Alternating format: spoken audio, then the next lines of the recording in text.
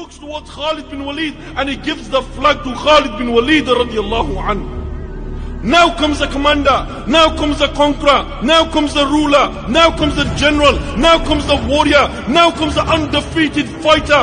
Allahu Akbar. He rearranges the whole army, dashing on the battlefield.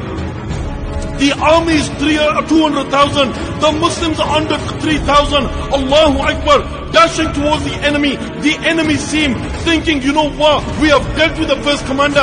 We have dealt with the second commander. We have dealt with the third commander. Let's attack this man. But what did they know about Khalid bin Walid? Why? Because this guy is a sword from the swords of Allah. He takes the first sword, dashing towards the battlefield. The enemy is charging towards him.